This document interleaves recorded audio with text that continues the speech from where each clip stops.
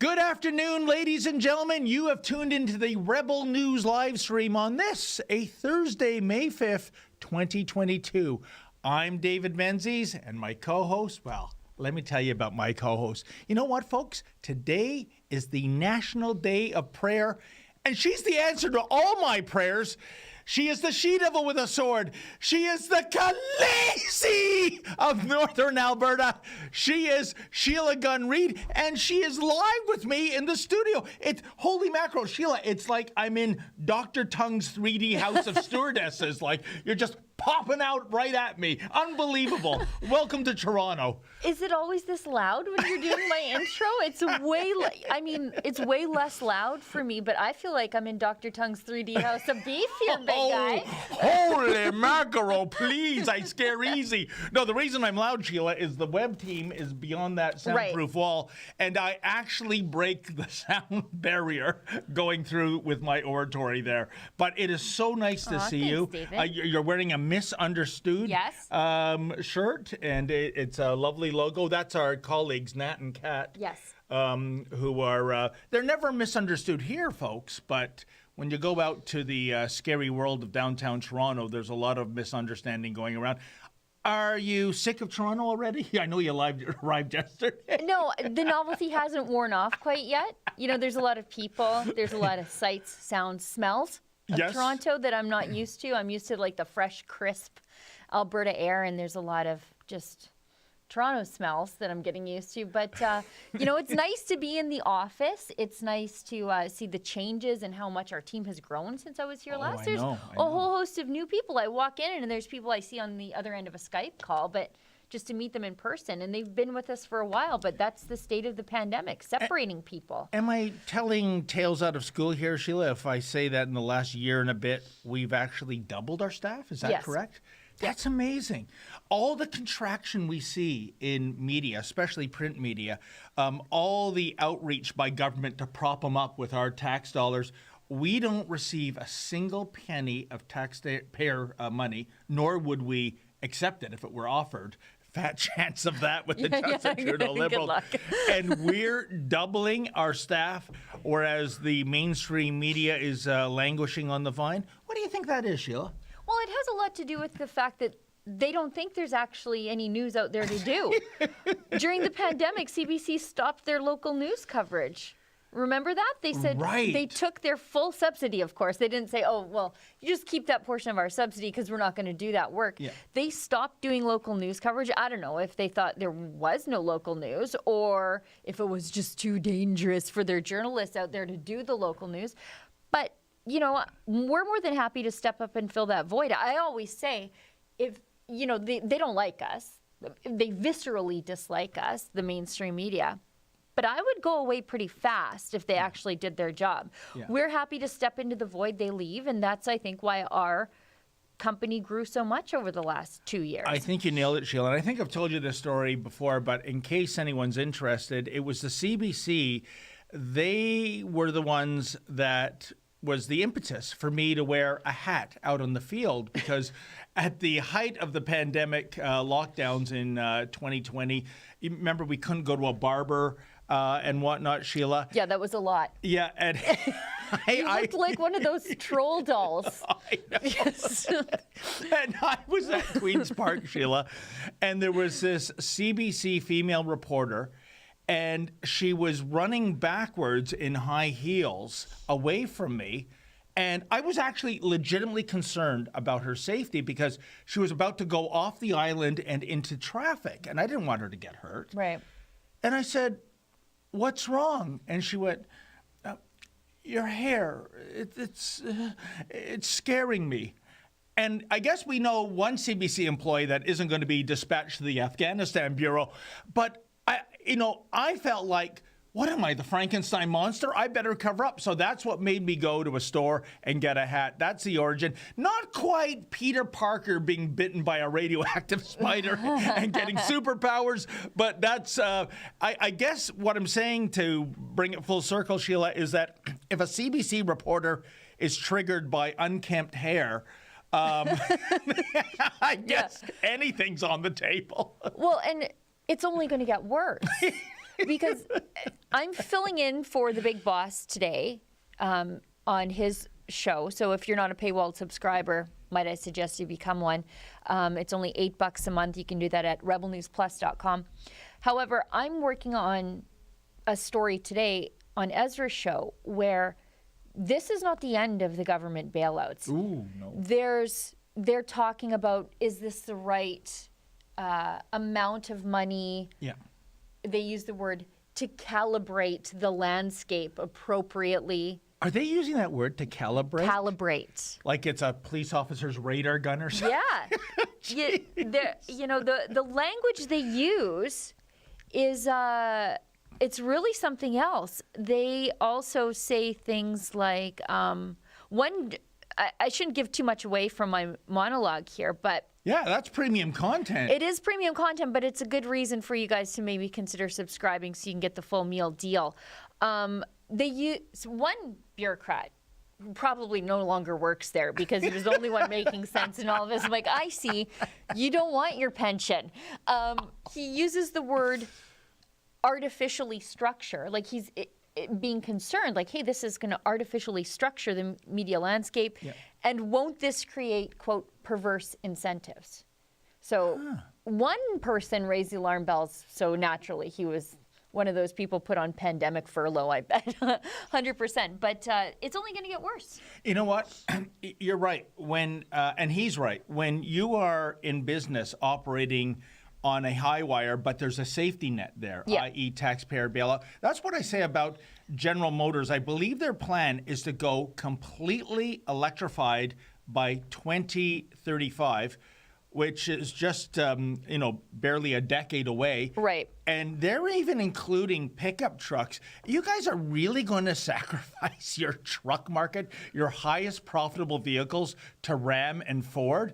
I mean, it's incredible. But here, the virtue signaling is being done, I think, Sheila, because if full electrification, if we lay an egg on this and we go bankrupt, we'll be bailed out. I mean, they've been bailed out before, right? So they can afford to do this kind of virtue signaling, knowing that they're, quote, too big to fail, end quote. Well, and they haven't thought about the implications of fully electrifying the national fleet of vehicles. Yeah. I was talking to Michelle Sterling from Friends of Science about this stuff, and she said, Sheila, think about this tangibly. We don't have not only the infrastructure to plug in these vehicles, but the amount of electricity that we need on the grid to do this. She said, they only produce the exact amount of electricity that they need. Otherwise, they have to dump it to other jurisdictions, or they buy it in when wind isn't blowing, as they say. So they bring it in. So now you want to put every vehicle in the country, you want to electrify them? We have no ability to do that. We don't have the infrastructure in place. It's going to be interesting to see how it pans out, Sheila, because I can tell you the other side says this. The vast majority of electrified vehicles will be charging overnight when there's very much less pressure on the grid.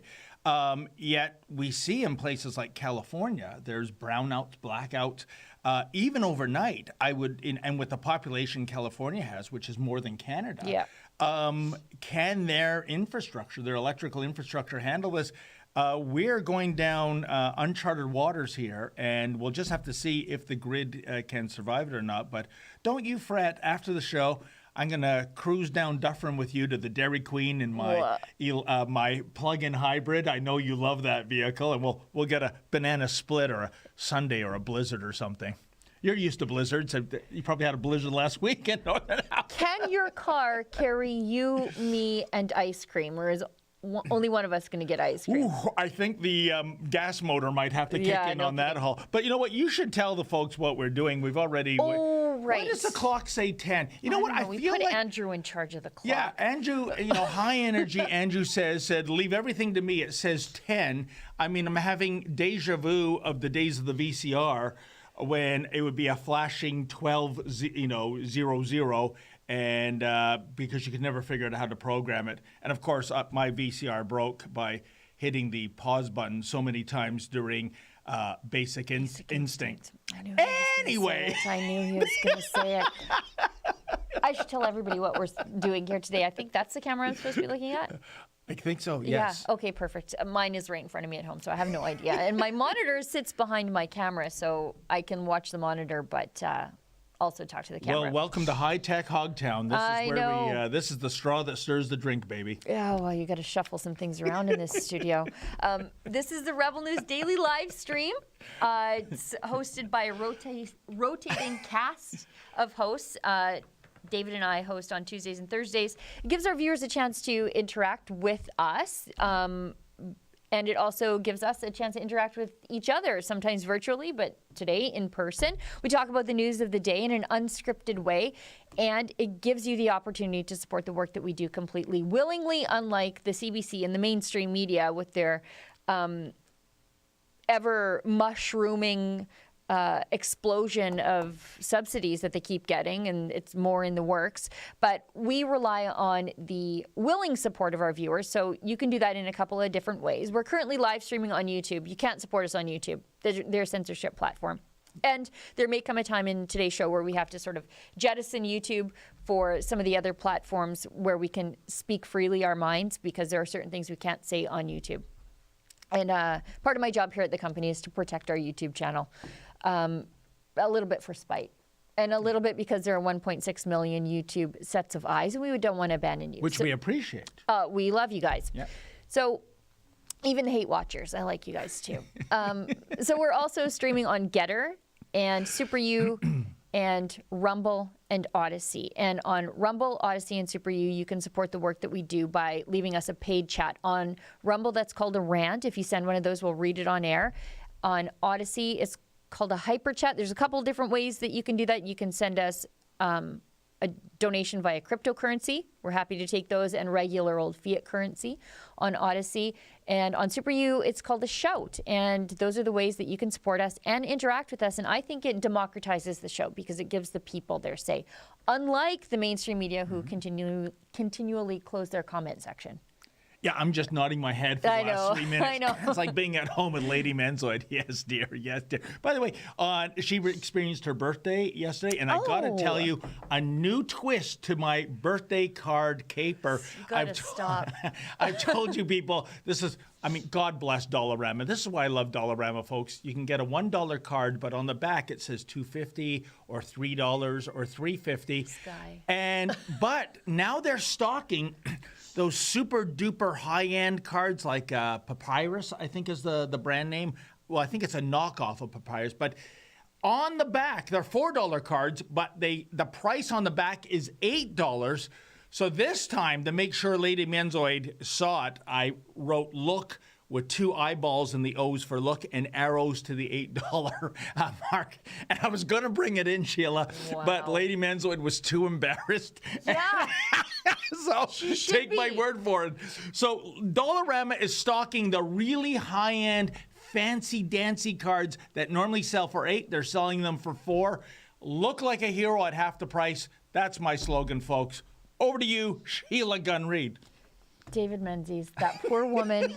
And I don't know if you're wrangling for a Dollarama sponsorship or what, but I doubt that they're going to send you one. Well, I don't care because they help bring... No, you don't. They help bring the cost of goods down. And I will say this, true story, guys. 2 years ago, we had a woman who reached out to us, and she has a medical mask exemption.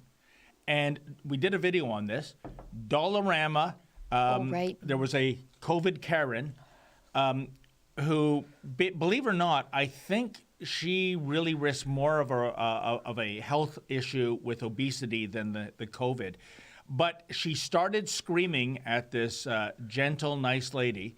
And the Dollarama staff came and said, basically ushered her out. You got to leave. Even though on their window was a sign that said, we cater to medical exemptions. Yeah. I reached out to Dollarama in Montreal. That's where they're headquartered.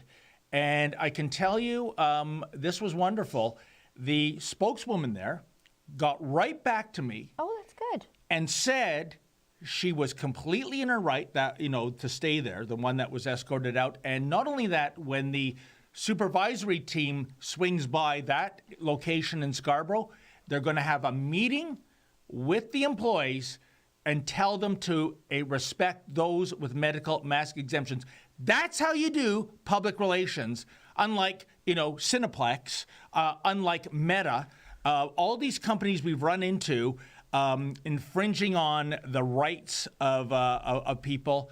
And there you go. There's the wild Karen, and there's the nice lady that.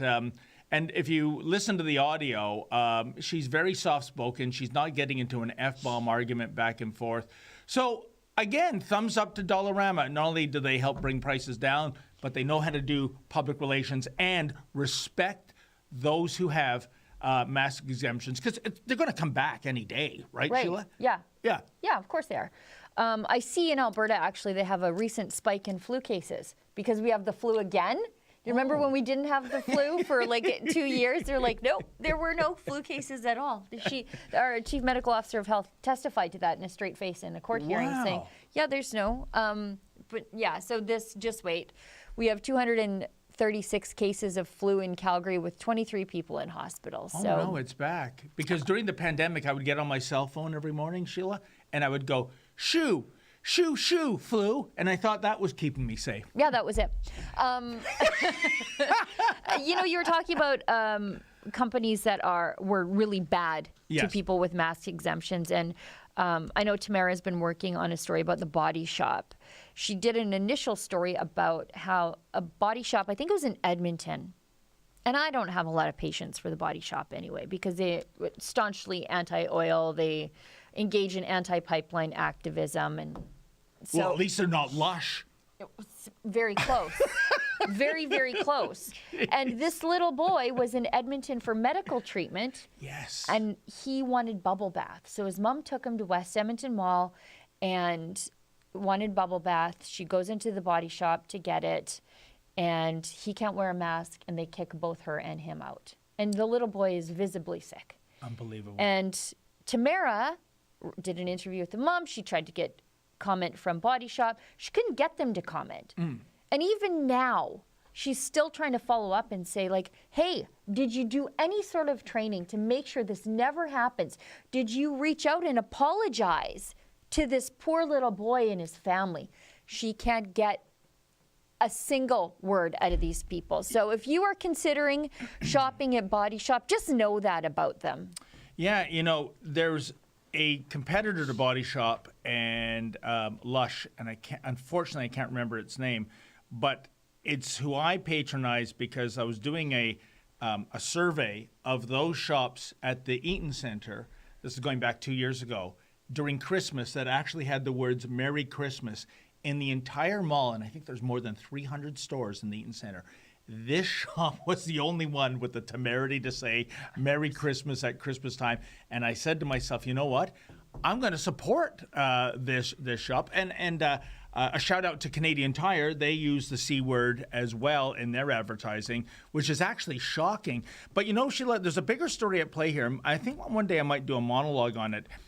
It's the new way of public relations. I think they hire by not relating to the public. Yeah, I know. It's completely the opposite. I've been in this game for more than 30 years, and I can tell you, folks, once upon a time you would phone up a company, and typically in the back in the 80s it was phone, and you would have somebody with a name and a phone number, and they would get back to you, and you'd have a genuine conversation, much like I had with the lady via email at Dollarama. Now it seems, Sheila, there's this mindset. There's no way out for us with this story in terms of looking bad. So I'm going to refuse comment, even though that's my job, and therefore the story is killed. Well, guess what, all you dopes graduating out of Humber's public relations course. Not only does the story not die, but when we say such and such refuse to comment, you look terrible. You might be innocent, by the way, but 99.9% of the audience, Sheila, is saying guilty because you're too cowardly to come on camera or release a statement. Well, look what Dollarama did. They admitted they were wrong. That's what we want to hear. We were wrong. We're going to fix it. Perfect. Yep. That's exactly it. But by stonewalling the way Body Shop is doing to Tamara, you just look like a bunch of jerks. And you know what, Sheila? What they don't understand, like who wrote the book on crisis management was Johnson & Johnson with Tylenol. Remember the tainted Tylenol case? It wasn't even them. It wasn't them, but there were, I think, 8 deaths, all confined to a neighborhood in Chicago. It was a person trying to obscure their own evidence of And, a you know, crime. they never found the murderer, I know. by the way.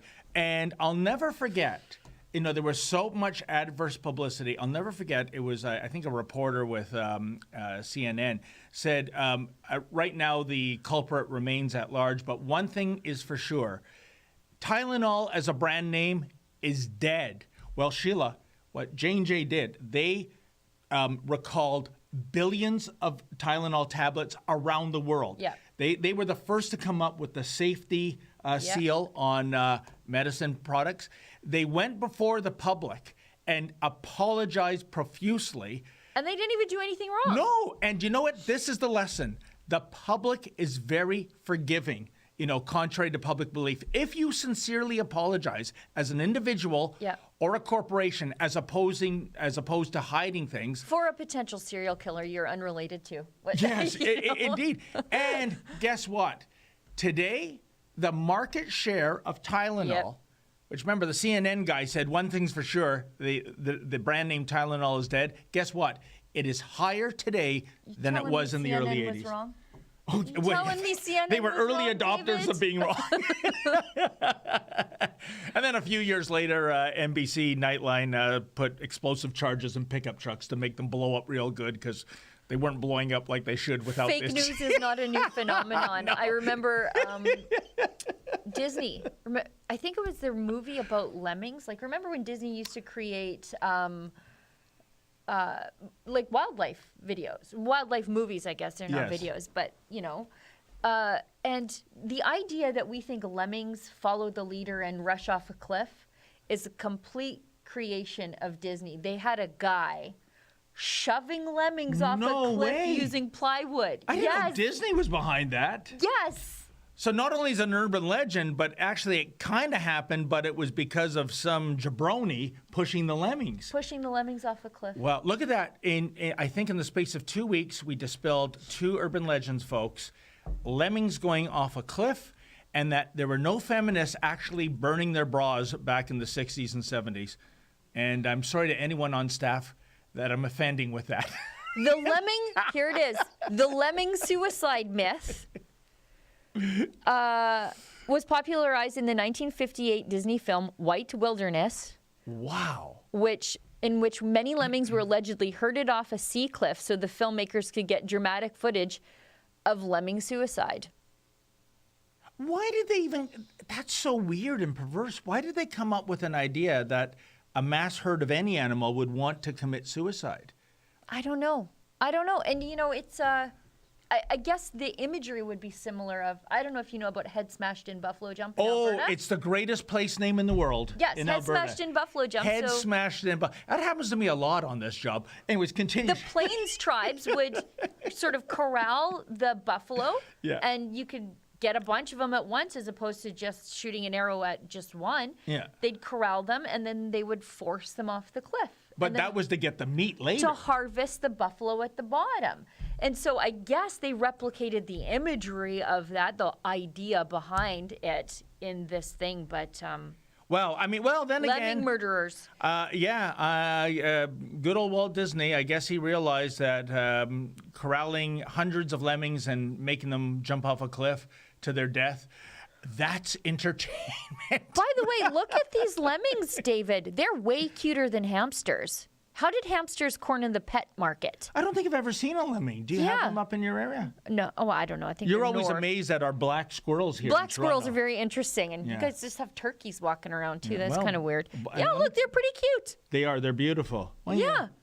I'll make a coat out of one of them. Maybe they don't make great pets anyway. Okay. Well, listen, we should get to the topics du jour. I see David's comic here. I didn't author the comic. I can't even draw. I can't even do stickman, folks. But in today's Toronto Sun, there is a brilliant editorial cartoon. It's the best one of the year as far as I'm concerned. And Sheila, in addition to being profound, I think it explains what happened to Lincoln Jay and I last night. Don't give too much of that story away. Okay, I shan't. But as you can see, folks, it's Trudeau at the riding the motorcycle, Doug Ford in the sidecar, if that's possible. And Trudeau is disconnecting the other sidecar, and that would be Stephen Del Duca, the head of the Ontario Liberal Party. What it means, folks, is we have this perverse love affair going on with Premier Ford and Prime Minister Trudeau. They're showing up at all kinds of events, announcing new infrastructure, new battery plants for Stellantis, which is, I know that sounds like a sort of an off-market brand of Viagra, and don't ask me how I know this, folks. Anyway, in terms of battery plants, but if you're Stephen Del Duca of the Liberal Party, you must be going, what the hell? We're both liberal red. Why am I being shunned, and why are you two together? And I think the reason is this. Both Doug Ford and Prime Minister Trudeau realize, Sheila, that for about 100 years in this province, typically if Liberals are in power federally, it's Tories in power provincially, and vice versa. So Trudeau realized, I guess there's a mindset of Ontarians that we want the power split. We don't want all blue and all red at the same time. But why screw the rest of us? Pardon me? Why screw the rest of us? That's Ontario. That's why That is Ontario. That's why my first question to you was, are you sick of Toronto yet? Do you know what was funny? I was out last night, out for a run, and I was at a stoplight, and some guy walks up to me and he goes, "What's with all the people wearing masks outside?" And I said, "Look, unbelievable. I'm from Alberta. We don't live like this." And he just laughed and walked away. It's unbelievable. Sheila, outside, I'd say at least 50%, maybe more. It's Inside, a lot. in a mall, it's 90% masked up. And what I was saying, folks, why that cartoon explains a lot of things. Last night, Lincoln Jay and I went to the Toronto Congress Centre. That was the kickoff for Ford Nation. The election was officially declared yesterday.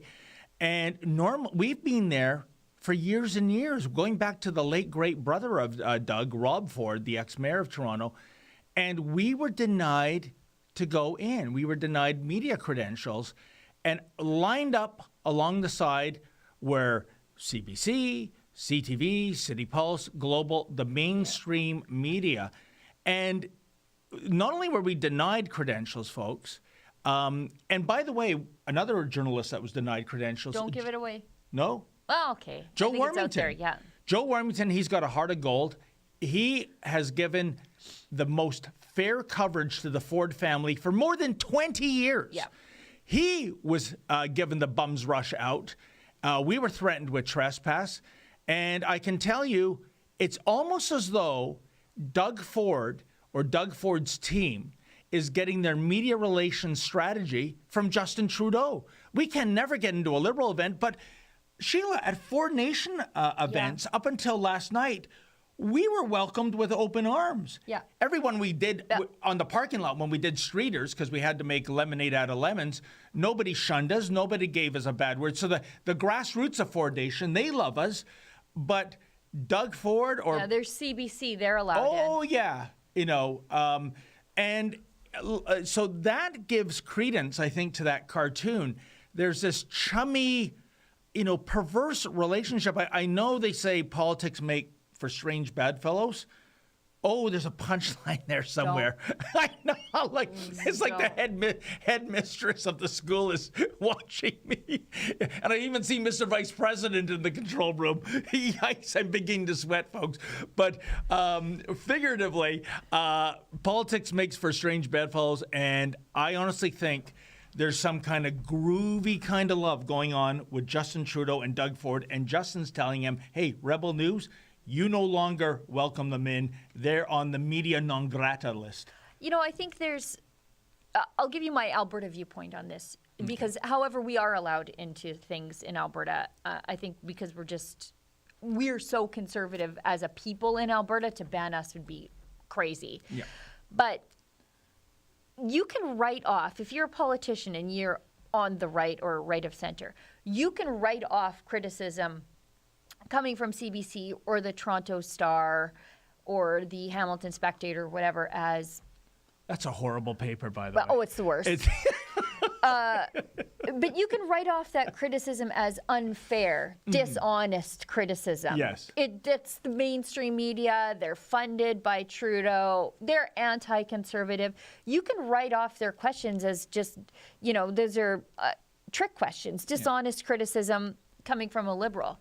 But when you're getting honest criticism coming from someone who is also on the right, it's hard to write that off. It is. And Sheila, is it too much of an ask that when I say to their media relations person and the young soy boy thugs telling us they're going to call the cops? The short pants guys. Yeah. Is there anything unfair in me asking why? Why is it that my cameraman Lincoln J and myself are being frog marched out the door under threat of arrest, whereas the mainstream media vipers, I mean, when Rob Ford was around, he called the Toronto Star a bunch of maggots. Doug Ford has had, incredibly negative comments to the Toronto Star. And yet in 2022, and we did a piece on this recently, I interviewed Jim Karahalios, the leader of the New Blue Party. Torstar, the parent of the Toronto Star, got a $500 million a year license from the PC government to run an online casino. Yeah. Torstar, which knows nothing about gambling, and by the way, they should have been up and running for the Super Bowl. I heard some people like to bet on the Super Bowl, the big game. They still haven't launched their portal, even though they were the first to get the license. Sheila, how in the world does a company that was described by his brother as a bunch of maggots gets a Christmas gift for life in terms of an online gambling license? Explain that to me. Well, I think the only explanation is Doug is not Rob. Yes. Doug is not Rob. I'm definitely not my siblings. And a You're lot not? of... Oh, no. But, Doug was happy to ride on the Ford name and how beloved his brother was and how people respected him for his honesty, warts and all. Yeah. He was happy to ride that into the Premier's office. But as soon as people expected him to be a little bit like Rob, that's when he said, oh, I'm different than him. And Sheila, correct me if I'm wrong, but we didn't do any kind of a hit piece on Doug Ford. Sure, we went out onto the lawns of the legislature and spoke to members of Yahoo Nation. That's where it's at. Yeah, they used to be members of Ford Nation. The vast, vast majority of them voted PC Probably all of them. in 2018. Is this a case of shooting the messenger? Because I've got nothing. I can't think of anything that I said. Do you know why they're mad at us? Is because, do you remember their campaign slogan, For the People? Yeah, and Ontario open for business. Right. So while they said that, we actually did that. Like they said that. They campaigned on that. Yeah. But who's actually out there with the people, for the normal people, sticking up for the normal people? It's you. Yes. Who's sticking up for Ontario businesses being hit hard by the pandemic? It's us. Yes. So, the work that we do shows how dishonest Doug Ford has been. 100%. And, but of course it was only select businesses. Well, all the King's horses and all the King's men came to shut down Adamson Barbecue. Less than 400 meters away was a Costco, jammed packed when the 3 days we were there. Also with their food service facility still running. So I guess the Wuhan virus, it respects big box superstores, right? But it hates little mom and pop operators. And also, let's call them as we see them, deco labels. I understand having their best years ever, all that, plastic signage and arrows on the floors. And when we went out to Deco Labels to get their side of the story through a voice box, and I think it was Randy Ford, who I met last night, who looked at me as though I was the hollow man. He just kept walking. But at least he didn't threaten to call the cops on me he did. Best case scenario. Oh, yeah. So the hatred... It's almost like the Justin Trudeau Liberals now. It's visceral almost. I think we might have a clip of coming up if anyone's interested in me going out to get their side of the story and basically me being told to skedaddle or else. And I really don't want to be in the back of another police SUV. At least they gave you an SUV. I need it. We should move on to Yes. one of the big things that lit up the internet yesterday. Okay. And that was apparently Justin Trudeau dropped the F-bomb in the House of Commons. Yes. This is not new. He loves to swear in the House of Commons. Look, I got a rough mouth sometimes too, but I try to keep it to certain, I don't know if it's ever the appropriate time to drop an F-bomb, but probably wouldn't do it in the House of Commons, probably wouldn't do it in church. Didn't he call, was it Peter Kent? Yes, back in the day. He called Peter Kent an expletive one time in the House of Commons too. He elbowed that lady right in the boob that one time, and now he's dropping the F-bomb. And by that, you're not speaking of Rose Knight. I think there was some boobery I don't think he elbowed her. Boobery a word? I don't know where he grabbed her. I don't really know where he grabbed her. But Sheila, hold on a definitely second. did. You said F-bomb. You mean he said fuddle-duddle? Like Daddy did back in the early 70s? You Even remember his that? dad had more class and tact, and he was ridiculous. At least his dad, Pierre, I mean, he made a joke out of it. Fuddle-duddle. A fake word that entered the pop culture vernacular. You know what, Sheila? Here's my take on swearing in Parliament, swearing in the House of Commons, Congress, what have you. It's this. Did it offend anyone? No. With the amount of vulgarity and profanity out there, you can't avoid it, on any day. Here's the difference. In those august houses of politics, I think we should expect better. I am a big fan of civility, believe it or not. And I think when elected officials, including the Prime Minister of Canada, starts dropping F-bombs, the message that trickles down to the youth especially is that this is normalized. Yeah. And when I go to school and teacher tells me to do something, I'm going to tell her to F off. Because, hey, the Prime Minister did it in Parliament. That's my take on this. I do think it is a disrespect for the House, especially from a guy who's supposed to be the most civil guy in the House. But, we're all human. Sometimes things just come out. So acknowledge it, apologize, and move on. But he won't even do that. No.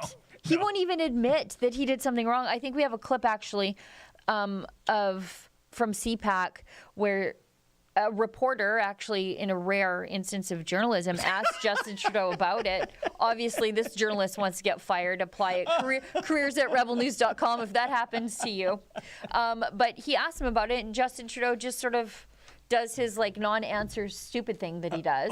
He tries to baffle them with words and confuse them. And hey, I'll take it. At least the reporter didn't get beaten up by the Royal Canadian Henchman Police. Yeah, but he's going to get his press pass revoked for sure. Sorry, you're out of the PPG. So anyways, we've got a clip of that. And again, Justin Trudeau cannot acknowledge that he did something wrong. Just say I swore, sorry. I'm human. Yeah. I'm sorry. Exactly. It was disrespectful to the House. I'm going to do my best to not let it happen again. Comes back to the Tylenol example, right? Then it's done. It's done. Yeah. But it's Justin Trudeau, and he can do no wrong. Unbelievable. We experienced it differently, I think. All right. What is the nature of your thoughts, gentlemen, when you say you move your lips in a particular way?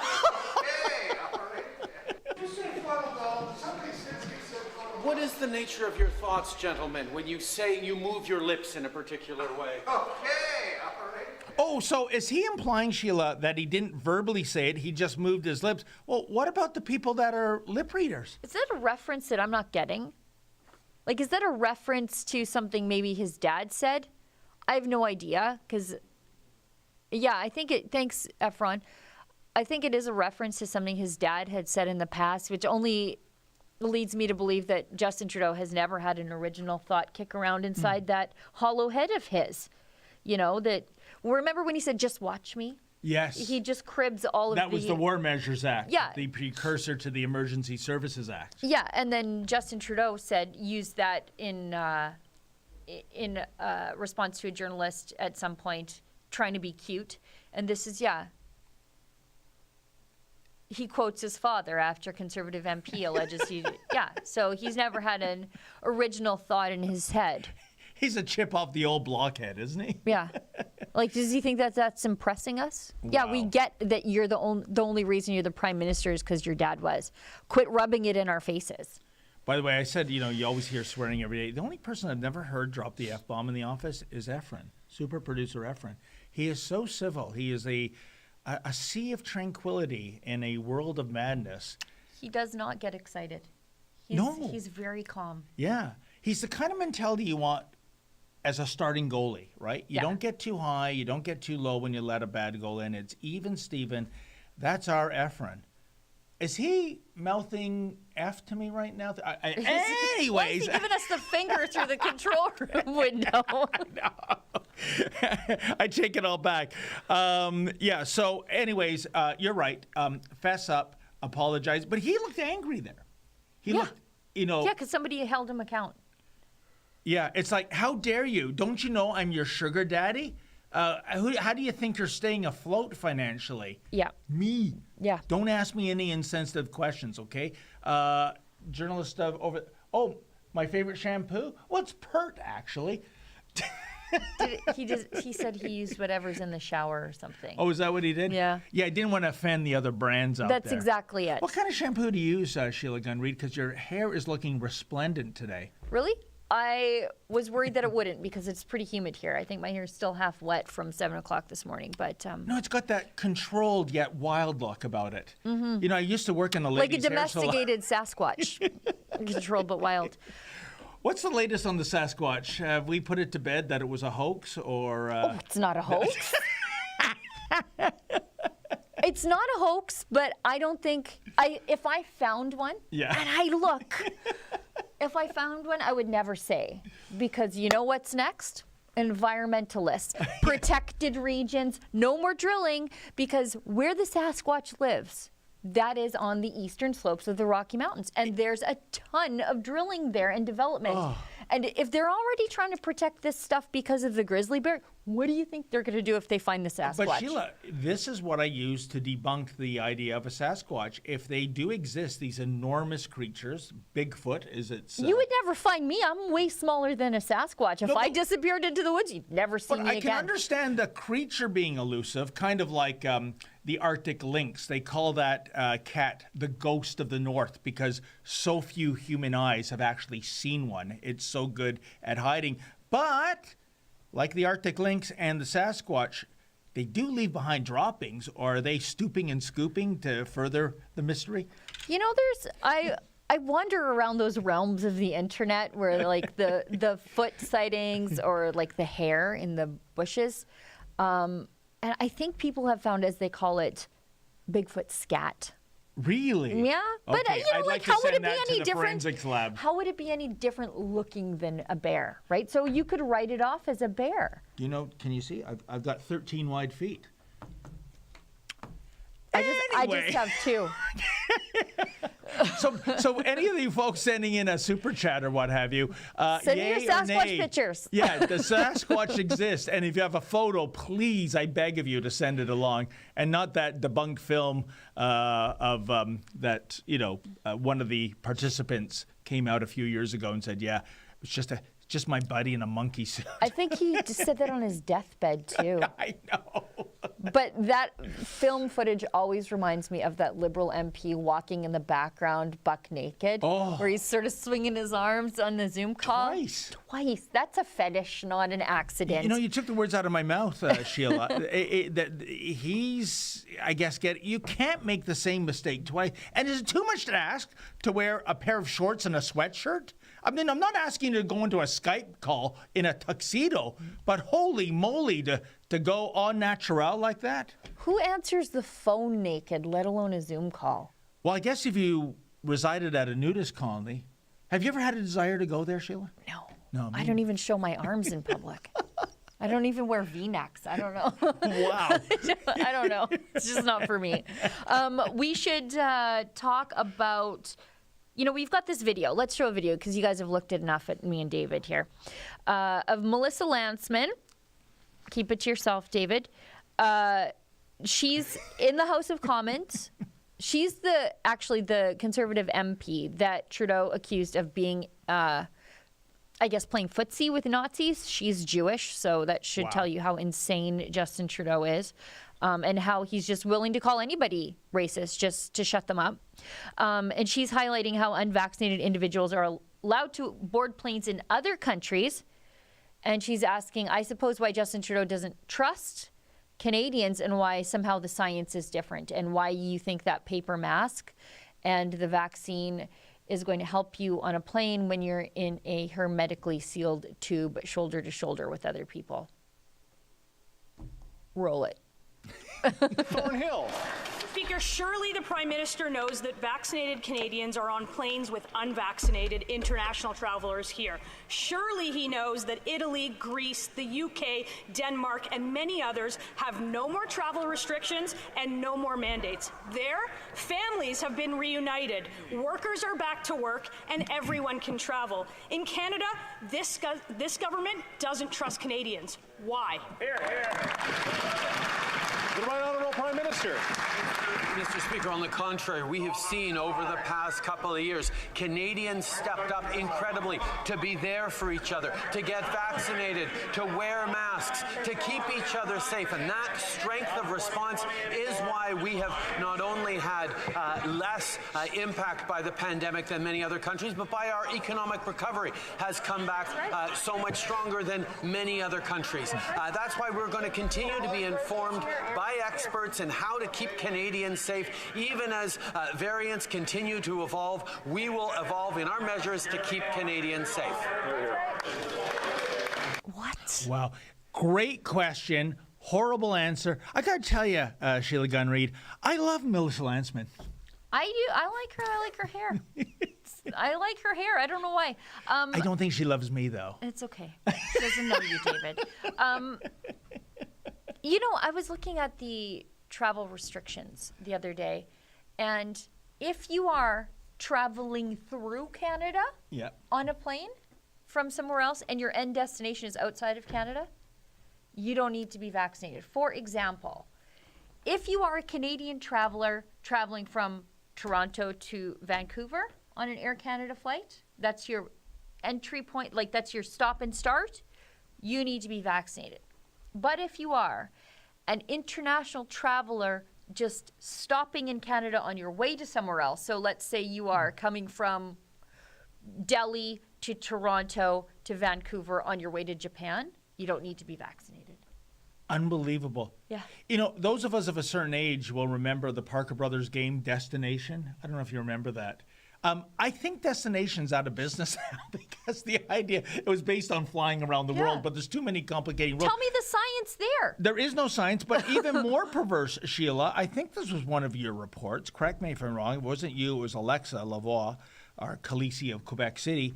60% of illegal aliens that was you? Yeah. Coming across Roxham Road, unvaccinated. And not only do you not get put into a cooler, the Royal Canadian Bellhop Police carry your luggage. Yeah.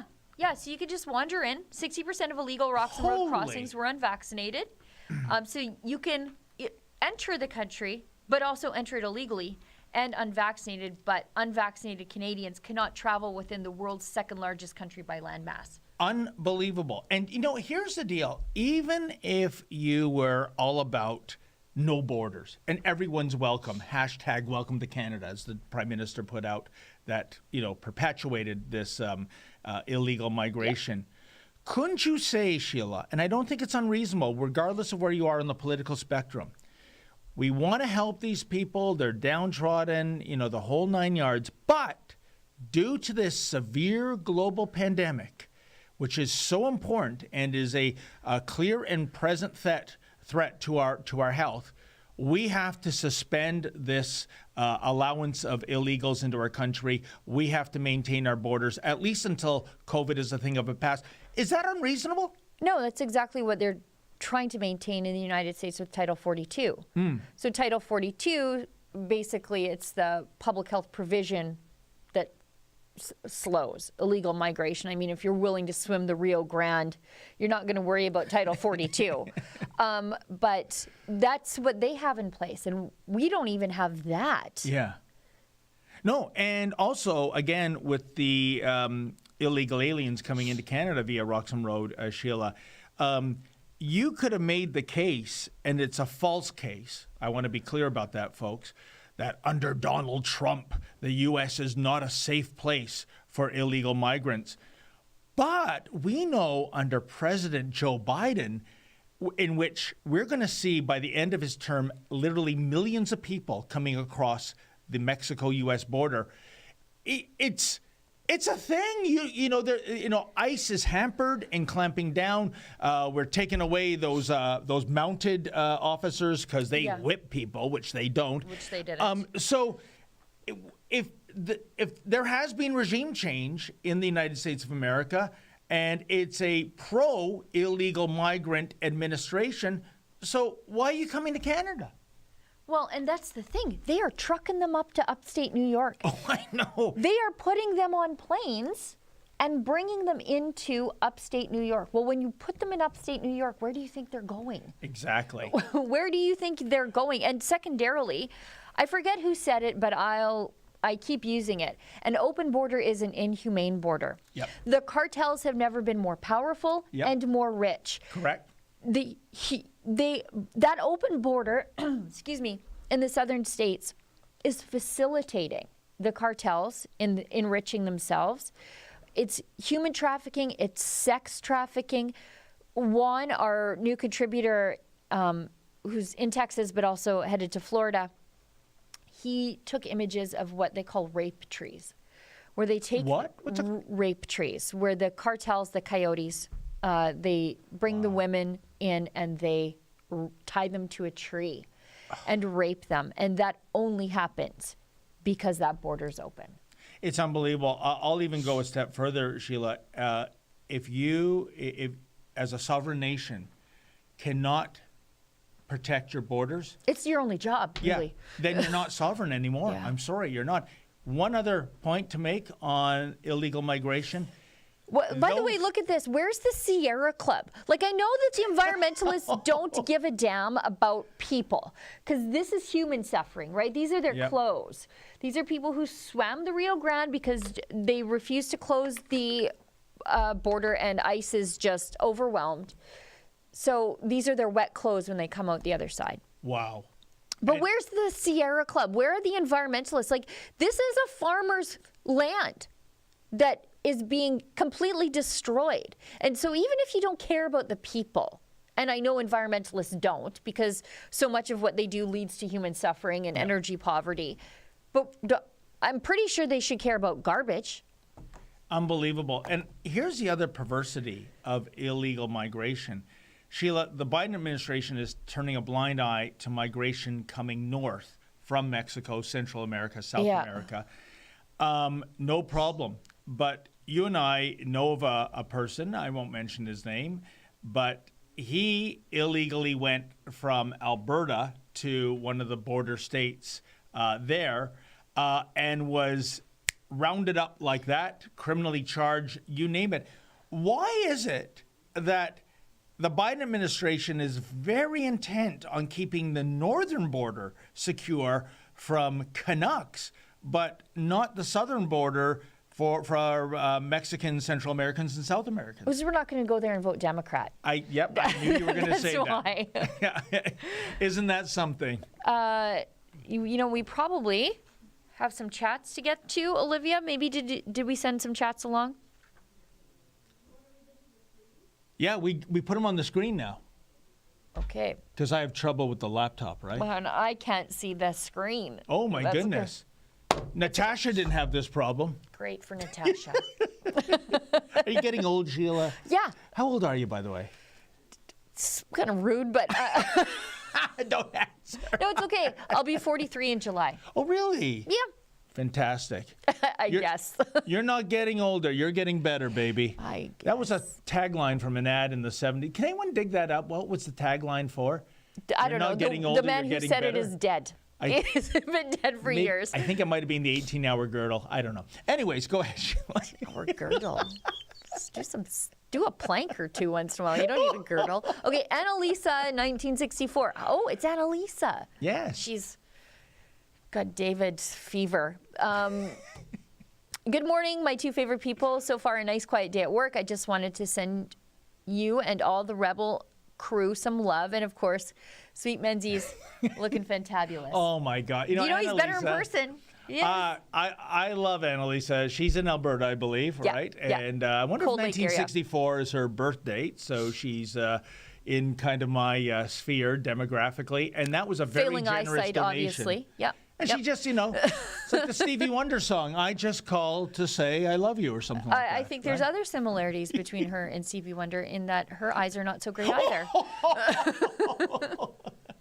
How dare you? Do you have any more? Oh, Alberta Separatist writes, since CSIS and Canada is not allowed to get or share information from with the Five Eyes security pack due to our tyrannical government being infiltrated by the WEF, Klaus, Soros, Gates, Rockefeller, etc. cabal, I guess we can list Canada as part of the Gouged Out Eyes disinformation organization. I'm not sure if that's the reason or if it's our lack of purging Huawei from our 5G infrastructure, would they have a real problem with. You know what I would say to that comment, Sheila, is the fact that if the WEF didn't exist, if there wasn't some kind of genuine conspiracy afoot, I think we have a prime minister in office, by his own words, by the way, who favors dictatorships. Oh, yeah. He said as much about China 8 years ago. And I think even without external factors, we would still be seeing the constant clampdown of our charter rights. Isn't it funny? Charter Rights and Freedoms, 40th anniversary this year, brought in by his dad, and Junior's dismantling it. You know, it's that clause, that subject to reasonable limits clause. Yeah. And who decides what reasonable is? Well, a Liberal appointed judge or the Liberal Parliament. That's who decides. So there you go. Do we got another one? Andrew says, who is just could like walk in and shout it at us, but that's okay. Hi, Andrew. Andrew says, I was told I didn't need to change the clock. Don't fall for their fake news, rebels. Watch Andrew Says tonight at 9. What a cheap little plug, and he's right there too. And also, when you're on the road, if you have a Sirius XM satellite subscription, folks, go to channel 311. Andrew Says, we understand, might be the narrator for Yacht Rock Radio. It's that condescending voice of his, Sheila. It's soothing, the monotone nature of his voice. Yeah. Another reason not to listen to that station on the car. It's so soothing, you might just drive off the highway. I think he should read audiobooks. John T. Singus sends us $1. If I'm reading a Toronto Star blurb correctly from 2 days ago, they are taking full credit for getting a doctor suspended for prescribing ivermectin to a COVID patient. Unbelievable. I heard something about this.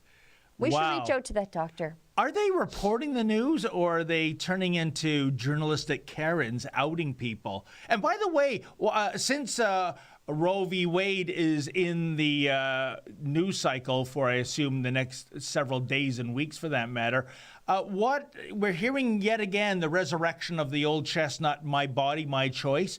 Why doesn't that apply in this case, Sheila? You know, we sent a journalist to ask that question. And, you know, as I was watching the B-roll footage of who was actually in the crowd, what did I call it this morning? I said, is this a march against osteoporosis? Like, all the women in the crowd were either, you know, no chance of being pregnant anytime soon just by their lifestyle choices, or for the fact that they were, like, way past menopause. Oh, 100%. And you know what? The way this is being ginned up, I heard a radio interview today with Gloria Allred. She is a lawyer. Lord. I know, and she's organizing some... And an ambulance chaser, too. Oh, and she's organizing some kind of pro-choice mega demonstration in Los Angeles for May 15th, I believe. I don't know why I'm plugging it. But the point is, oh my goodness, Sheila, if this is just the top of the slippery slope, because how long is it going to be before, and I'm not kidding you, contraceptives are no longer legal to sell in stores? Yeah, no. How long will it be before interracial marriage is banned? She said this, folks. Do you believe any of that is going to come to fruition? She's just the worst. Her daughter's not all that great either. But I mean, have you ever, it's like these people have only read one book, and that's The Handmaid's Tale. It used to be Harry Potter, but, transphobe, right? Oh, yeah, that's right. J.K. Rowling's a bit of a transphobe. Don't want to be accused of being a TERF now, do you? Yeah, so now they don't read Harry Potter. The only book they've ever read, and I'm not even sure if they read it, because then they would realize that it was written about Iran. They think it's about Christianity, but really it was about Iran. Whatever.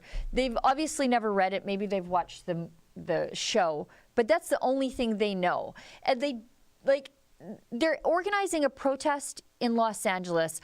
I'm pretty sure the state of California is not going to repeal abortion anytime soon. That's the whole point of overturning Roe v. Wade, is that this is going back to the states. So if the state legislature, elected by the people in that state, decide to do one thing, they'll do that there without government overreach. And if California wants to do what California is obviously going to do, then that's how it's going to be for the citizens of California.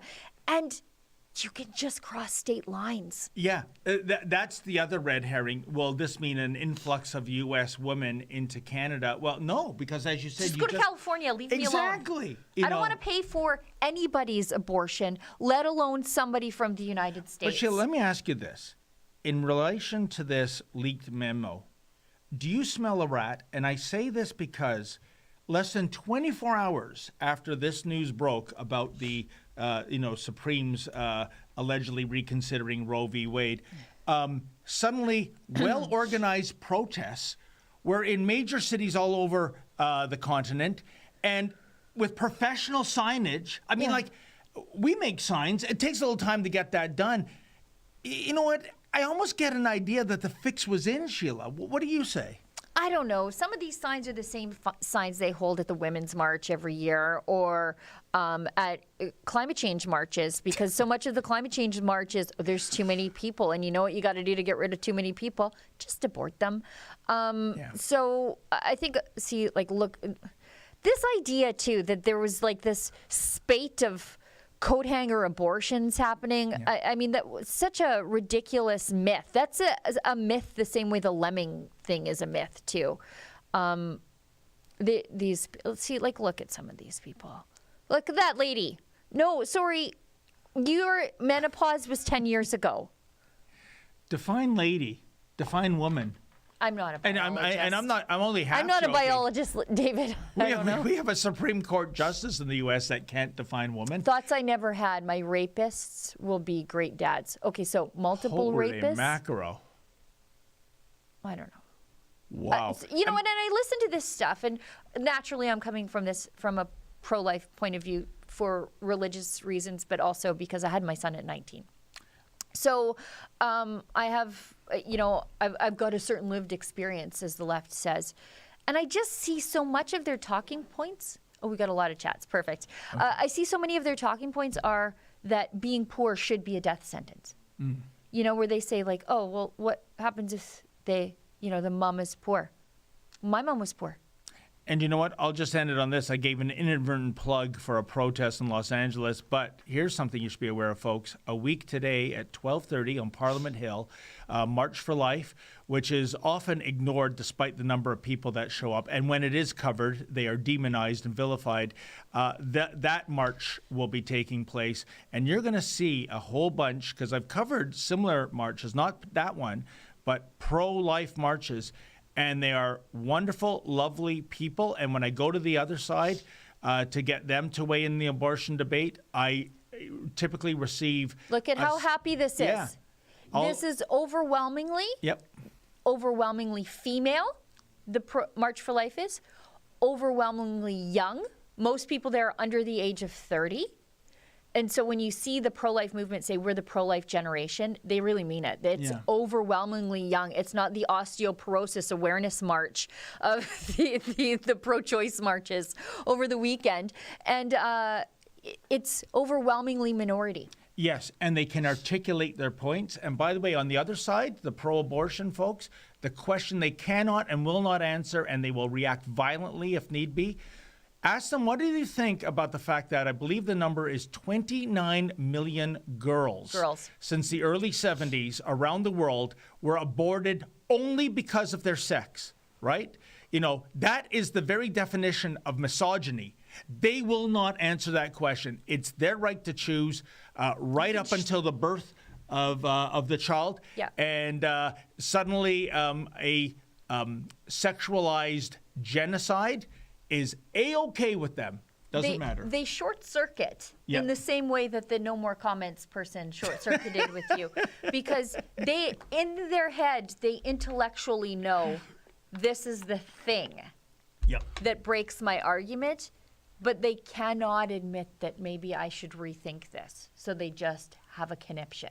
They, like when I described that woman as when my robot vacuum ate a ball of yarn and it sort of just bashed its head into a wall a little bit. That's what you did to that lady. No more. Do yourselves a favor, folks. If you don't know what Sheila's talking about, go check out No More Comments Lady. I hope she's at around the march next Thursday. Oh, and we got lots of comments. Lots of comments, and I've got a real busy day today. Trini Canadian gives us a buck and says, Sheila, your reasoning about electric reminds me of a story about Medicine Hat. They tried the electric grid and abandoned it because it was too costly. Yeah, I think they invested in a big, huge solar array. The city did, because so much of this stuff is just like companies aren't going to do it because it doesn't make financial sense. So the municipality's like, fine, I guess we'll do it because we're going to be green. Congratulations. And they abandoned this thing. It was too expensive. So now what do you do with these stupid, gross solar panels? I don't know. Made in China, I bet. Yeah, you can't recycle them. They're full of garbage. Yeah. Made in China? Made in China and usually full of toxic chemicals. So that you can avoid having a tidy little coal mine in the backyard where you can reclaim it and then build a ski hill over top of it like they did in Edmonton. You don't want that.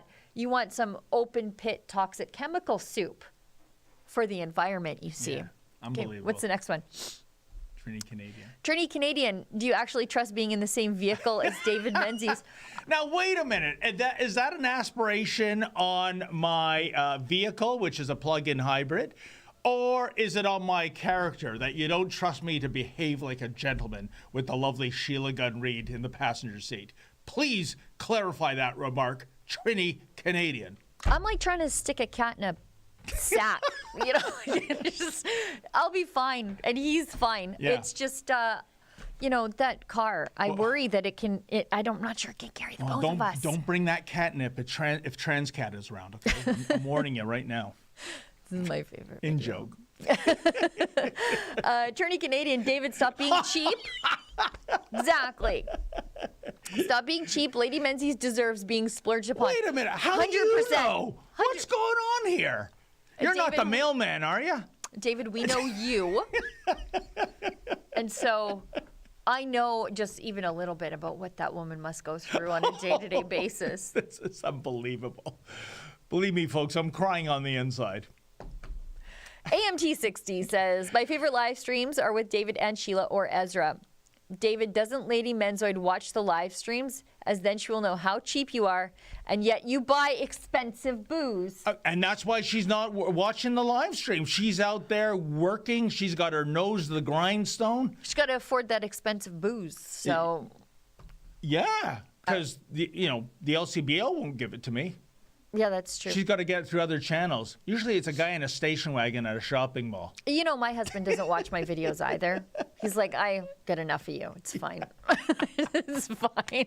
And, you know, it's probably right. Adam Ottawa says, I think Menzies should get his lotto ticket money refunded. Okay, Thank so that's you. one in the David camp. You know what? Was that Adam Ottawa? It just so happens my son's name is Adam. And so your kids are writing it. Yeah, I don't think he's in Ottawa, but what that's in reference to, folks, is that our lovely camera woman person, Isabel, and I were on an assignment, and we started talking about cars, and I want to get her out of public transit, and she doesn't have a car yet. And that happened to be a Lotto Max draw date. And I said, you know what? Give me 7 numbers. And if they come up, I'll buy you any car you want. Turns out it was going to be a Mini Cooper in sage green, John Cooper Works model, of course. And I told Lady Menzoid about this. She freaked out. She says, the jackpot's $60 million. You can't just buy her a car. You got to buy her a house. So there's another $2 million. So now my jackpot's less than $58 million. Well, guess what? Not only did the ticket not win, not one number, folks, came up. I said, because I took all the risk and was giving her all the reward, at least she could refund my $5. And you think that's unreasonable? I think if you were smart, you would have said, sure, I'll do those things, but I'll do it for you if you move to Alberta, where you can get her that stuff for $500,000. We have too many rebels in Alberta. Sid, K2, Mocha. Yeah, because you can afford to live there. Yeah. Funnily enough, they have all one thing in common, folks. They really, really like it. Yeah, because the cost of living is so much better, and it's enough to let you put up with the cold. Like, you can tolerate the weather. Plus, here in Calgary, it's a little bit better. You get Chinooks that come in, melt the snow, breaks up the oppressive -40 that I get where I live. So, who was the cat in Hollywood that got triggered? Leonardo DiCaprio by a Chinook. Yeah, it was global warming. Like, no. He's watching global warming in real time. Yeah, no, we have a First Nations name for it because it's been around for so long. But yeah, no, it's a new thing since Hollywood came to town. Thanks. Chinook meet schmuck. Yeah. He was in town filming that bear porn, that bear boar the porn. Reverend. Revenant? Yes. Yeah, Did it I was like mispronounce gore it? porn, bear mauling. I actually liked it. Did you? I thought you would like it. You're always killing animals. Yeah, but with he your survived the compound. mauling, and that's where I was like, no. If you died in the mauling, I would have been like, great. Favorite video with Leonardo DiCaprio, but then he lives. Oh, boy. I was cheering for the bear. Anyways, let's keep going. AMT 60. It's sad that Tim Hortons camps refuse unjabbed kids to go. Yeah, that's awful. Yeah. Earlier in the year, Ronald McDonald House kicked out that unjabbed family. Yep, we covered that too. Not sure if Ronald's house is still doing it. You know what? Did they reverse that? I think they did. I think so. That rings a bell. I think we should take credit for that. And by the way, if you want to see a movie where the bear wins in the end, it's Legends of the Fall. Does the bear win? Yeah, at the very end. Sorry, Does spoiler an actor alert. I hate die in it? What's that? Does an actor I hate die in it? I don't know. It's Brad Pitt. I'm on the fence.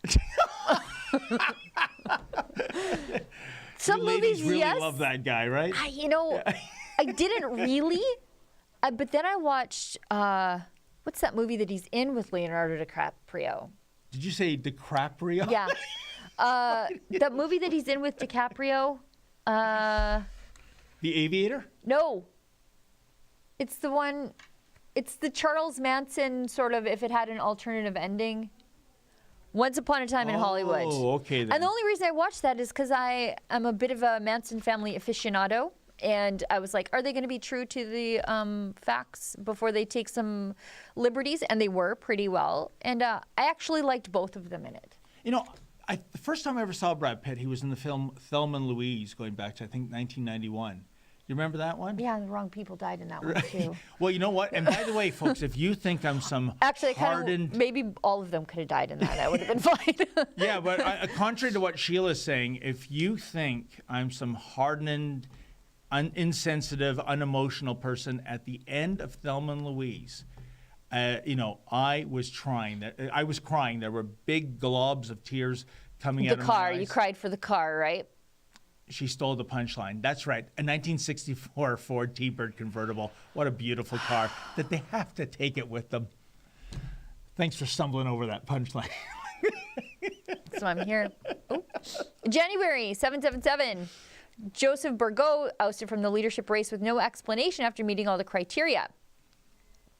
It's true. Adam's following up on that. He interviewed Joseph Bourgault, and then we had to reach out, of course, to the other side for their version of the story. UCP is as pro-World Economic Forum as the globalist Liberal Party. Do not vote UCP if you want change. PPC only. I think you're conflating a few things here.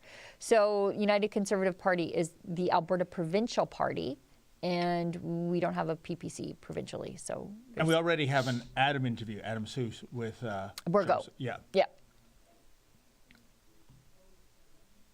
Next one. Thank you. Paul Otto Newman says, I always thought that a lemming was a castrated donkey. Jeez.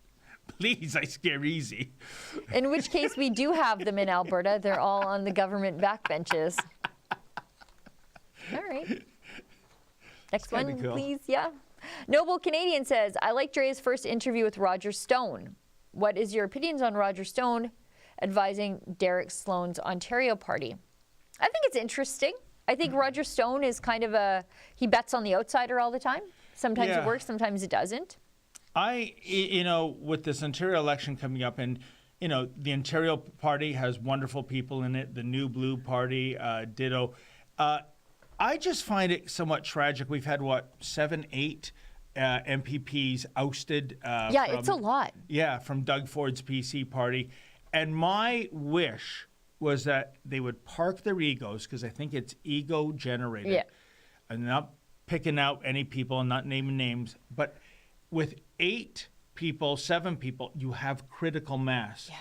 And now, there's a couple over here, a few over here, and it is a Herculean task, folks, for anyone to get elected in any startup political party. Just ask Maxime Bernier, who I have tons of respect for. And him and his dad, they owned the riding of Beauce, Quebec, I think, 35 years? Yeah. And even he couldn't do it, even with that incredible showing of a percentage of the vote. So I think it's a missed opportunity, Sheila. Yeah, we saw some of that happen in Alberta with the Wild Rose Party. The Wild Rose Party formed out, back, not the new iteration, but the one that sort of reunited with the PCs after a while to become the UCP. They formed out of a handful, half a dozen MLAs who crossed the floor. Yeah. So they had, enough to form a caucus. Exactly. Nearly immediately. But when you have people just leaving, sitting as independents, and the reason you end up leaving and sitting as an independent is because you're prickly by nature. Yeah. So it's, it's a little bit of the reason they left, and the reason we like them is sometimes the reason that they can't sit effectively in a party also. Whenever you mention Wild Rose, I just can't but think of Danielle Smith. Oh, I know. So sad. I know. I know. I'm trying to allow her to find a little bit of redemption, but I still, having lived through Rachel Notley, I'm like, you did that. You did that to us. Trini Canadian gives us $1. Are you, Sheila, planning on maybe getting a main Western studio for the reports and on-air personality? I think Rebel needs it. I think Trinity Canadian might be psychic, right? Yeah, we're working on... Are we allowed to talk about that? Not quite yet. Okay. We're working on something in Calgary, but is this a backhanded complaint about my studio under the stairs? Where I work alone by myself? I don't know. No, I think you do a great job. I just think Trinity Canadian and the tradition of the amazing Kreskin and the Great Ravine is a psychic. In which case, can you pick out tomorrow's 7 winning numbers? Send them to David, but if he loses, he's going to stick you with the bill. So just that I am. Consider that. Becca Henderson gives us $1. Any jobs at Rebel? I got laid off yesterday. I don't want to work for a woke organization with COVID freaks. I just want to work with people who have a brain and don't change their pronouns every day. Well, if you go to our website, Becca, and this is to all our audience members that want to get involved, and we have hired from this. It is, I believe, careers@rebelnews.com. Yep. Send us your resume. If you do videos, send us, this is even more important than a resume, your work samples. Tell us what you're skilled in, And look at that, Johnny on the spot. We got it up already. Yeah. And we have indeed hired rebels from people Sure. out of the blue applying at careers@rebelnews.com. So please tell us your skill set, and we'll see if we have some position. Holy smokes, are we hiring all those people? Yeah. We need an Ottawa-based reporter, China Affairs reporter, our China Affairs reporter. We'd prefer if they spoke Chinese. You can intern with us. We're also looking for someone in Edmonton because it's impossible. Well, it's not impossible, but with all of my other duties at the company, it's just impossible for me to be at the legislature when the legislature's sitting. You didn't see a help wanted ad there for Toronto-based reporter, did you? I don't have to go into Ezra's office like Johnny LaRue, you know. Please, Mr. Caballero, give me one more chance. We should put help wanted mission specialist on there just to scare David, scare him straight. Don't ever do that. Don't listen to her. Decline that order. Put it on the website right now. Yankee! Isabel is right. Yeah, she is right. Thank you, Yankee. Thank you. Yes. Oh, Yankee. Why don't you give me 7 numbers? 7 numbers. Just pick them. 7 winning numbers. Trini Canadian gives us $1. Sheila, there was a story from InfoWars and Blaze TV contributor Savannah. Cartels actually have been sedating children. Yeah, it's true. So they will be able to smuggle them across the border easily. I know Juan, when he was at the border, he also found blister packs for medication for motion sickness. And motion sickness, the active ingredient in that is also a sedative. So if you're taking, what's that stuff? When you get car sick, I forget what it's called. Oh, Gravol? Gravol makes you sleepy. So it's one of the ways that they sedate them. Lady Mansoy consumes a ton of Gravol Me too. for some reason. You do? Me too. Wow. You know, I get car sick, David, remember? yeah. Oh, yeah. On winding mountain roads. And the worst. Your claustrophobia. Yep, it's a lot. It's a lot. Yeah. I'll never forget. In Sheila those little Gunn- cars, I'm like someone trying to stick a cat in a sack. I just can't, it's just not good for me. By the way, since Trini Canadian is writing in so often, I assume this is a Canadian of Trinidad Tobago origin, because one of my favorite stories of all time of how stupid a reporter was. I'm going back to 1986, the upcoming World Cup, and there was a qualifying game with the United States playing Trinidad and Tobago, and there was this sports reporter, and she asked the moderator when they took questions and answers, she said, why is it that the U.S. is playing 2 countries in one day? Trinidad and Tobago. Oh, my God. Beyond that, I've got nothing. But that's a true story. Wow. Johnston 666. Jeremy McKenzie does a live stream in which a fictional place called Diagolon is talked about. Government spoke about Diagolon in implementing the Emergencies Act. Yeah, they did. But the government would have implemented it anyway. They just look for reasons. I mean, they implemented it over bouncy castles. Yes. Bouncy castles and street concerts and picking up garbage and feeding the homeless. So Unbelievable. next one. Okay. Becca Henderson. David, you're really saying how dare you wrong. You got to say it like Greta. Can we pull up Greta saying it? Because that never gets old. And that was genuine. That was from the heart. She was addressing the United Nations.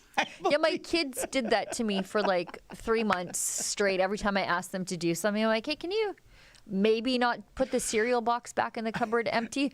How dare you? You know, and that was Time's Person of the Year a couple years ago, right? What is she doing now? Does she have a job yet? She's 18. She's 18 now, yeah, right? Get a job. Does she have a boyfriend? I don't know.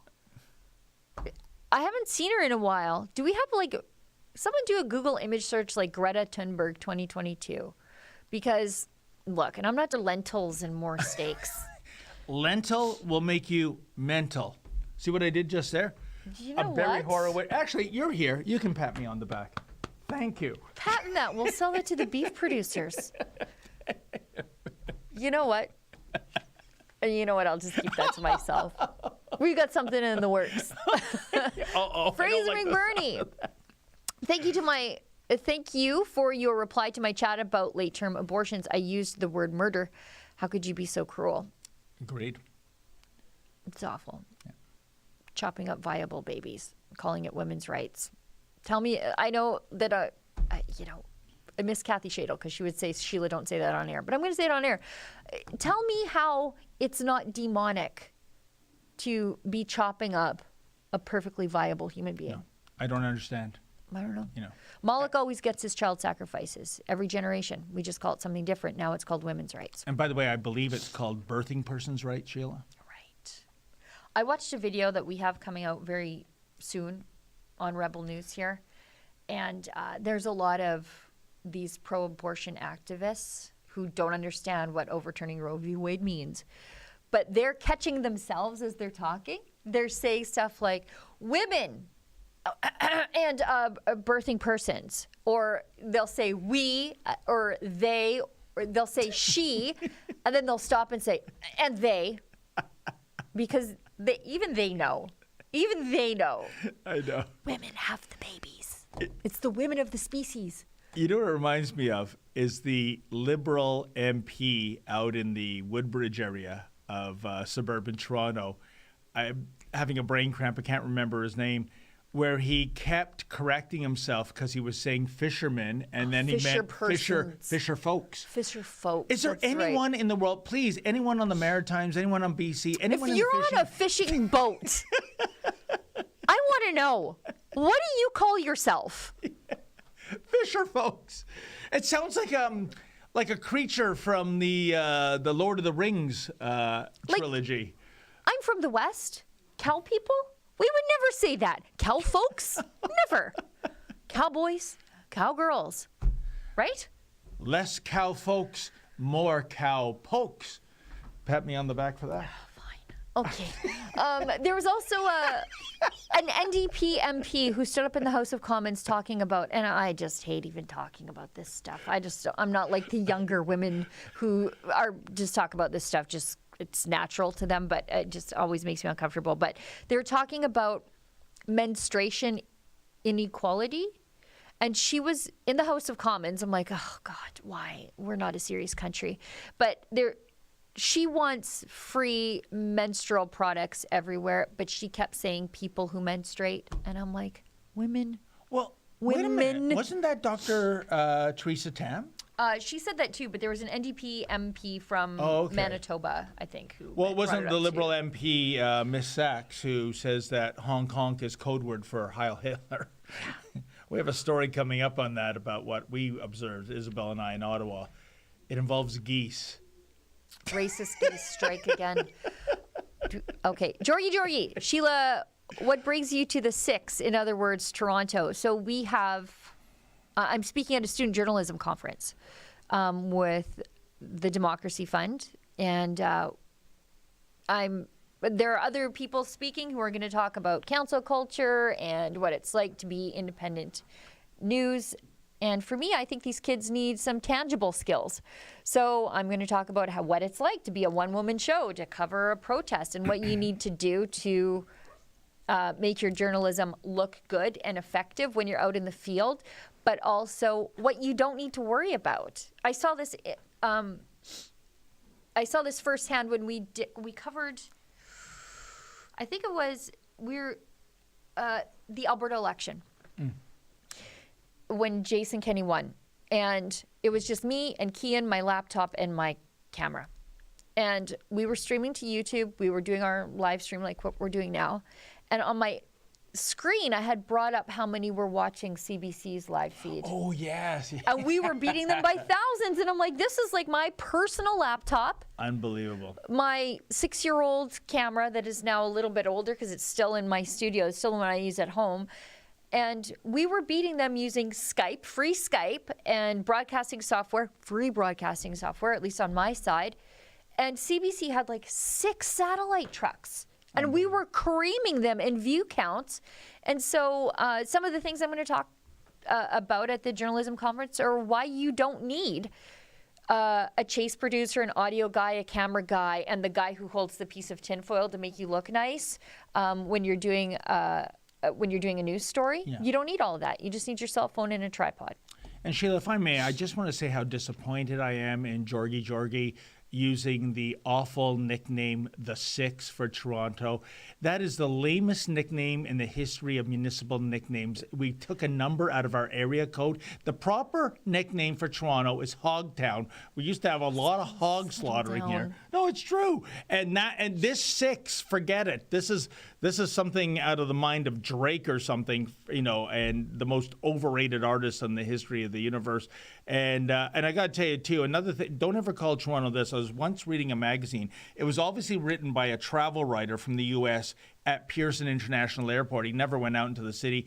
And the lead began along the lines, Toronto, otherwise known by the residents as the Big T. No one in the history of Toronto has ever called Toronto the Big T. Dallas is the Big D. I'll give you that. We are not the Big T. Okay, I got off my chest. That's okay. They call Edmonton the city of champions, but we are the champions of nothing. We haven't been the champions of anything since like the 80s. Or what they call it YEG, because that's our airport call sign. Oh, that's YEG. terrible. So it's just YEG. Yeah. Well, even YZZ, which is Toronto's airport name, is better than the six. A number from our area code? Are you kidding me? We're that lacking in creativity for a new nickname? Don't ever do that, folks. I'm old enough to remember when Alberta just had one area code, 403. That's right. Yeah. Pamela for Freedom gives us $10. Well, thanks, Pamela. Hopefully you're still on the stream so you can see me thanking you, because we are way over.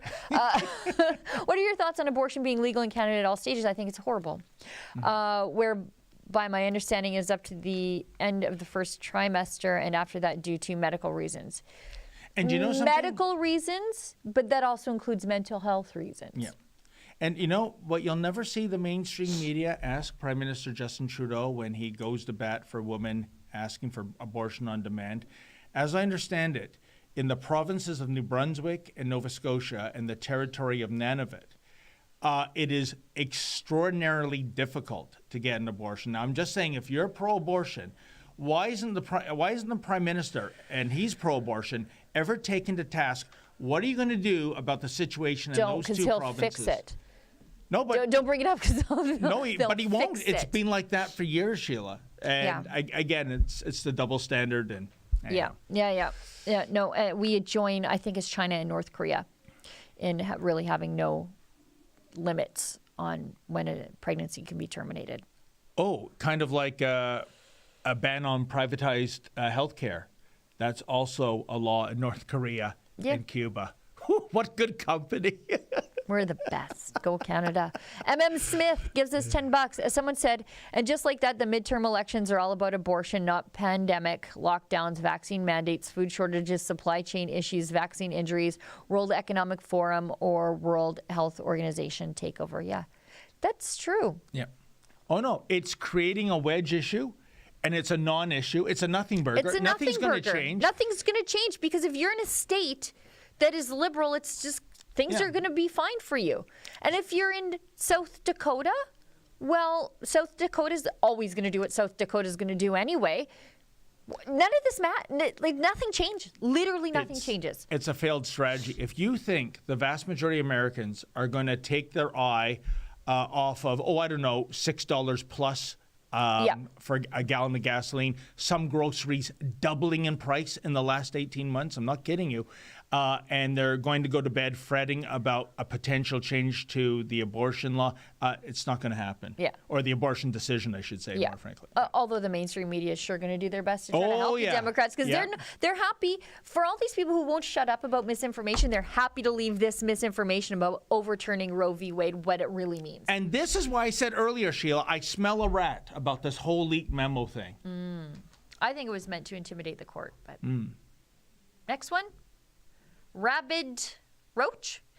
I would have loved to have you both over for coffee, because you genuinely sound like cool people. Aw.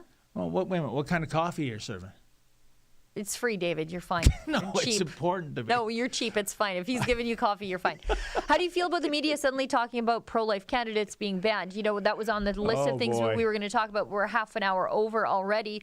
But, I saw that Francois Legault remains one of the worst premiers in the whole country. He said that anti-abortion candidates have no place in Quebec, according to him, I guess. He's decreed that. So what? So religious Jews, they can't be in government. Catholics like me, we can't be in government.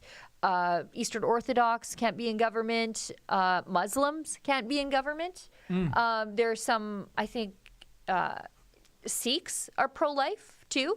So you're banning a whole host of people who, and many of them minorities. Yeah. So, good luck to you. Sheila, it's inexplicable because Doug Ford, head of the Progressive Conservatives in Ontario, he has said the abortion issue is not on the table. The last Conservative Prime Minister, Stephen Harper, he said abortion is not on the table. And then the follow-up question is, yeah, but what about abortion coming on the table? I know. It is unbelievable. They are tone deaf. They use this as part of the so-called hidden agenda when it comes to Conservative candidates. What I'm saying, if the leader is saying it's not on the table and by his actions he proves it's not on the table, what's the problem? Yeah. Even if there's a member in the caucus that is, pro-life. Yeah. Well, and that's the thing. Why do people who have religious values, and a lot of times people with religious values, that's what motivates them to get into politics, into public service. And all these people now, because basically, what they should say is not anti-abortion. Catholics have no place as candidates. Muslims have no place as candidates. Sikhs have no place as candidates. Religious Jews have no place as candidates. If you phrased it that way, you would see it for the bigotry it really is, but they don't phrase it that way. No. Shameful. Robelo 68. Is it true that Bill C-273 could lead to the unvaccinated not getting benefits if unjabbed? For example, seniors. I forget what Bill C-273 is. David, you want to take the next question while I look that up? Sure. Well, Sheila Gunn Reid, as you know, folks, her side job is CEO of Journalism in a Jiffy. She'll get that answer very quickly. So, Robalao 68, he writes, your work is awesome. I worry that you are all by yourself. Well, you know what? When we know we're going into hostile waters, we tend to book security. Otherwise, sometimes, I think of 2 summers ago when Dufferin Grove Park was being shut down. Alex, who's now out in BC, and I went down to cover that. I can tell you, with the radical leftist Marxists that were there, they would have beaten us to a pulp, and there was a mob of them, but there were a ton of security and not hired by us, but by the city and Toronto Police Service. So they tend to behave themselves. So you know what? We don't go looking to purposely put ourselves into a dangerous situation. Sometimes you can't predict what happens, but when we think there might be trouble, we'll do a crowdfunder for security, and sometimes we need it.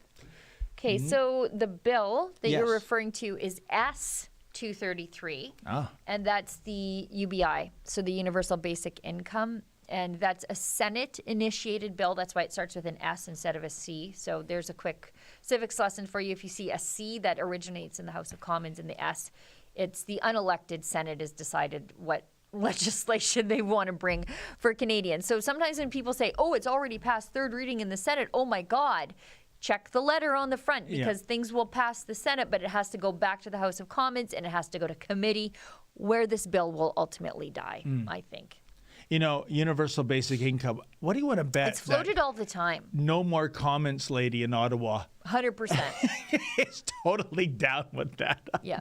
No, that bill will get, I think, it'll clear the Senate, it'll go to committee, and it'll probably just languish there forever and then die. Shirley, you raise a great point. When was the last time, if ever, there was a bill that was fomented by the Senate that actually got passed into law? Oh, I don't know. I know last year they were kicking around one that was about making pardons automatic for certain things after 10 years. And I actually thought that was a good thing. Okay. Like for certain crimes, like not like murders, sex offenses, things involving children. But at first, Stephen Harper changed the pardon rules in response to Karla Homolka getting one, right? Then they added a big, huge fee and made it harder to get pardons. But there are some things that I think after 10 years, you haven't been in trouble.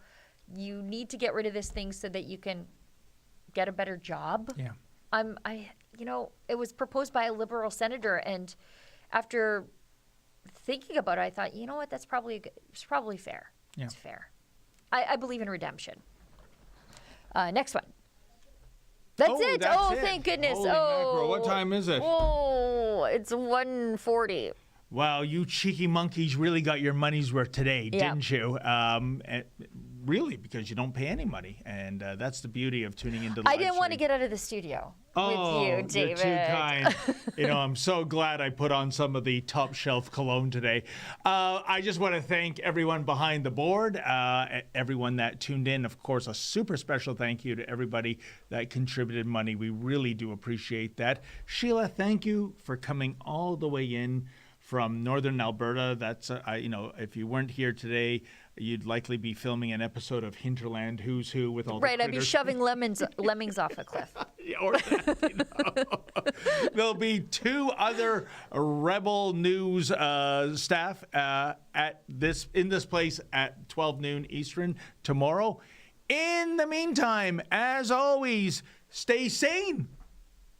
This afternoon, the Secretary General and Klaus Schwab, the founder of the World Economic Forum, will witness the signing of a memorandum of understanding on a strategic partnership between the UN and the World Economic Forum, which outlines areas of cooperation to deepen engagement between the 2 institutions and to jointly accelerate the implementation of the 2030 Agenda. This afternoon, the Secretary General and Klaus Schwab